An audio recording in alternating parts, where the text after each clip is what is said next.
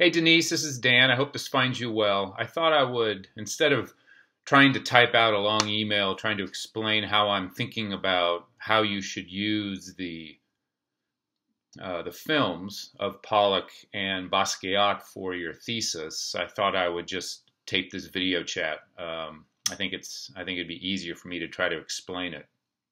First of all, your thesis is going in all kinds of different directions, which I think you need to focus on one particular one. And I don't think the abstraction aspect is the most important, or even the one that you can do anything with. I would stick to these artists as celebrity artists, or art since mid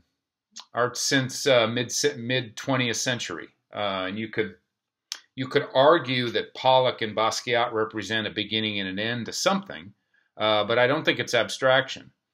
It could be, and I think the most compelling aspect of your project is the relationship of their work to their lives, and how their romanticized biography and how their complex private life becomes a part of their work and then is commodified and becomes a source of their celebrity. Is it Pollock's art or his celebrity, his tragic life, that is part of the value of his work?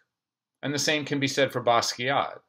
So you could say that from the 40s and 80s, there's an arc in which the artist's life becomes a part of the artist's work that begins with Pollock and ends with Basquiat.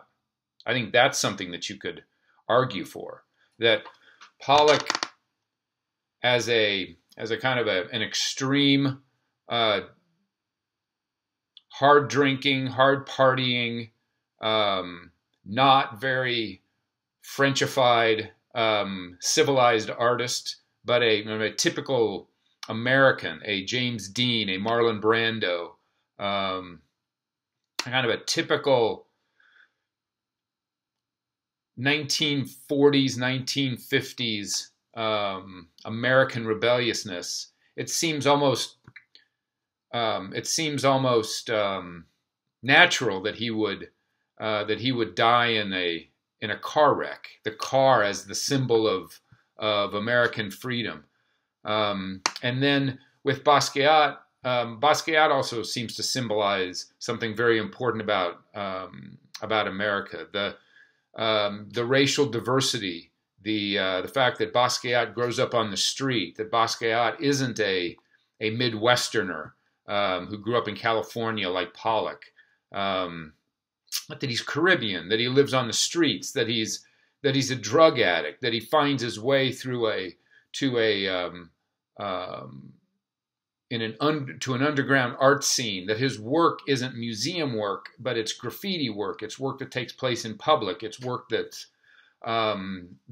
very much a part of a kind of 80s excess, and then also a desire to get outside of it. I think you can make that. I think you can make that argument. But what that also means is how you would use how Basquiat and Pollock have been romanticized in the broader culture. If you're interested in Marxism and capitalism and the art world and celebrity culture, what you need to do is focus on how Pollock and Basquiat's art and their life have been interpreted. And both of those movies, the Ed Harris movie on Pollock and the Basquiat movie that a painter, Julian Schnabel, directed, that features Warhol, David Bowie playing Warhol. And it's important, I think, really important, that the director of the movie is one of the most famous painters in the 1980s, Julian Schnabel. So I think those films themselves could be the archive, could be actually the subject that you then can do your work with. Rather than choosing a particular work of art, why not choose the films and how the films reinterpret their lives? Now, I should say also, as a specialist in Jackson Pollock, and I was predisposed to not be enthusiastic about the Pollock film, but the Pollock film is very accurate, and I was very impressed by it.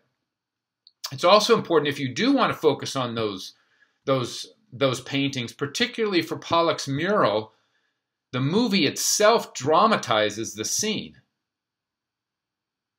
in which Pollock discovers his style, and that is romanticized. That's not exactly accurate, but how they present it gives you a sense of how American culture sees artistic creation. So I think it's not using the movies as research material. It's actually using them as the objects of your work. It's how they've interpreted the lives. And so in any kind of narrative, whether it's a 900-page biography, the Smith and Nafa biography of Pollock, which is what Ed Harris bases the movie on, whether the 900-page biography or the movie is more or less accurate, they're both narratives. They both tell stories. And so it's problematic to just assume one is more accurate than the other. They're telling stories for particular reasons. And that's why there exists numerous biographies of artists and writers. Herman Melville, for example, there are dozens of biographies of Melville. You continue to write the story of the artist in different ways. And so I want you to be more careful with that and more nuanced. I think in terms of deciding what it is your ultimate subject is, will help you utilize those films as resources, as indicators of how culture interprets these artists' work. Also, Jackson Pollock, there was a full-page spread in Life magazine in 1949, I think, with the question, is Jackson Pollock the greatest living American painter? So looking at Life magazine, doing research and looking at whether Basquiat, which he did, have a broader public appeal that transcended an art world basis. So you have a lot more research ahead of you to do, and a lot more archival work and a lot more historical research, which is what the master's thesis really is. So I hope these thoughts have helped you.